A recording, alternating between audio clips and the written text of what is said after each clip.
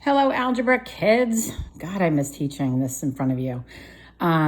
We are going to do a twofold lesson today. So we are going to practice simplifying radicals with variables in the radicand. And then we're going to also do some multiplication with radicals.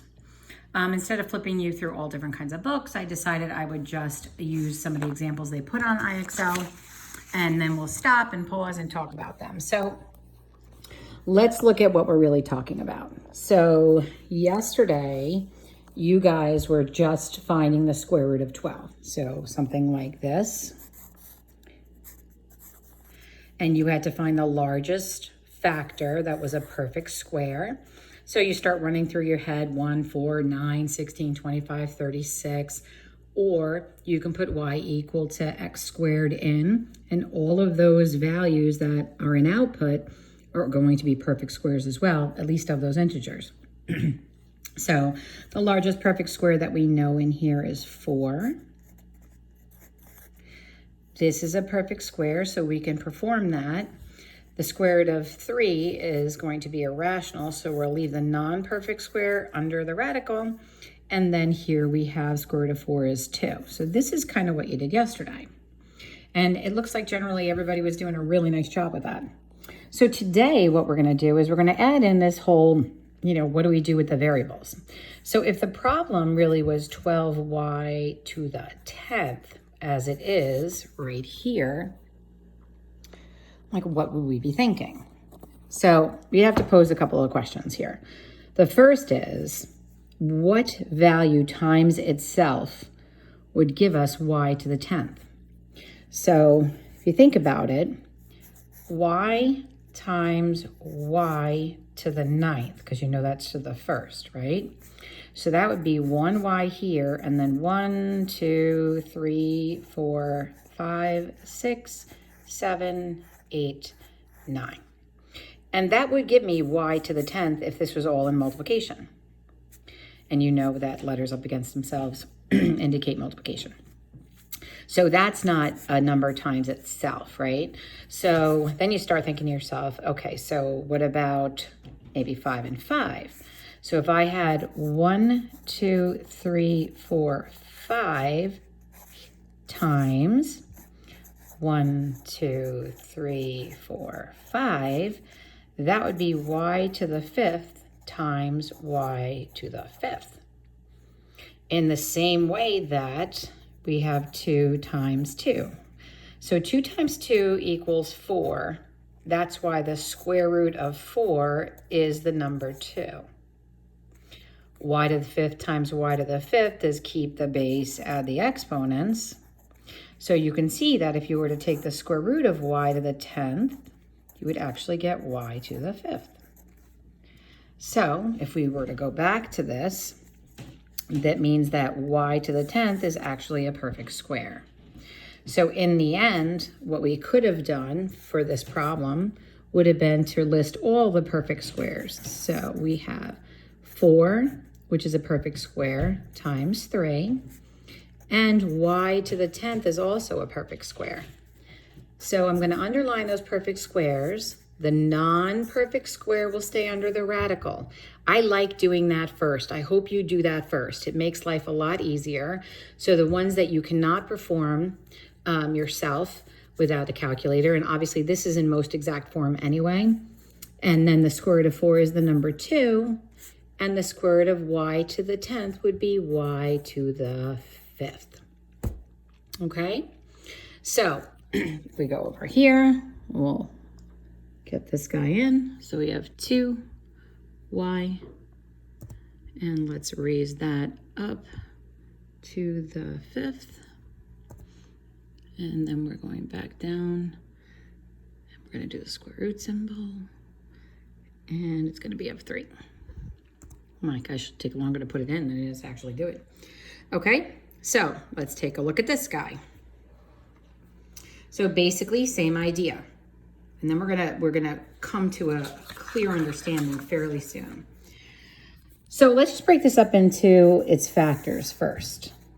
I mean, you could do 2 times 10, and this would be a times a. Now, this is not the kind of thinking we want to do, because 2 is not a perfect square and 10 is not a perfect square. So when I say factor it, I don't just mean list factors.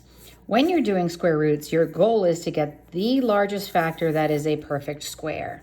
So in the numbers 1, 4, 9, 16, 25, you can see that 4 would be the largest. So 4 times 5, remember what it originally was, it was 20a squared. So we don't want to just create any factors. We want to create factors that have the largest perfect square as one of them. And a squared is also a perfect square. Hopefully you're going to start to see a pattern in regard to these variables and these exponents to know when they're perfect squares. Once again, we keep the non-perfect square under the radical. We're going to perform the square root of 4, which is 2, and we're going to perform the square root of a squared, which is a. And you're going to have 2a square root of 5. That was a lot faster for me that time. Okay. Now, same thing is happening here, but we're going to pause here for a moment. Let's take a look at just some variables for a second. So if we have b to the third, if we know we're looking for the square root of b to the third, what we're looking for are two factors that will be identical that will get us b cubed. So usually somebody in the classroom will say you can do b squared times b to the first, and that'll give you b cubed. But then it doesn't hold true in the idea of what a square root is. We're supposed to have identical factors here. So they both have to be b to the first, and this would have to be b squared, or they both have to be b squared, and that would be to the fourth. So what you're going to see here is this. If I were going to try and simplify b cubed, watch what I'm going to do. I'm going to do b squared times b. The non-perfect square is going to stay under the radical. The square root of b squared means that it is b. So let's look at a couple more, and then I want you to try and draw a conclusion. So what if I have a to the 7th, and I have b to the 12th, okay? So I know that b to the 12th is a perfect square, and hopefully you're picking up on why. I know that a to the 7th can't be. So what is the largest perfect square in a to the 7th?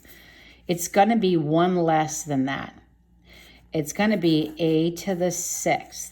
But I have to account for this radicand's expression to have to be equivalent. So that's going to be this. And then I'm going to leave b to the 12th as is. Now, hopefully by now you've picked up on the fact that even exponents have like perfect squares. They have the ability to be have the square root taken and have a rational appearance, okay? So if you look at this as a perfect square and this as a perfect square, you're going to leave the non-perfect square under the radical. And the square root of a to the 6th, a to the 6th is going to be a to the 3rd times a to the 3rd. So the square root of a to the 6th is a to the 3rd. And the square root of b to the 12th is b to the, yes, the 6th, okay? So anytime you are given a square root with variables involved, and let's just take a look at it here. We'll do this. We'll say p to the 4th, q to the 8th, r to the 9th, z to the 11th, okay? You're always going to take any odd and drop it down to the largest even. So what do we have? 4 is even, so that's a perfect square. I like to underline my perfect squares. Q to the 8th, that's an even exponent, so I know that's going to have two factors that are exactly the same. Now r to the 9th will not. So I'm going to take one of the r's off, and then this will be r to the 8th. Notice that I'm still accounting for 9 as a product of r times itself 9 times. And then you'll have z taking off, and then you'll have z to the 10th.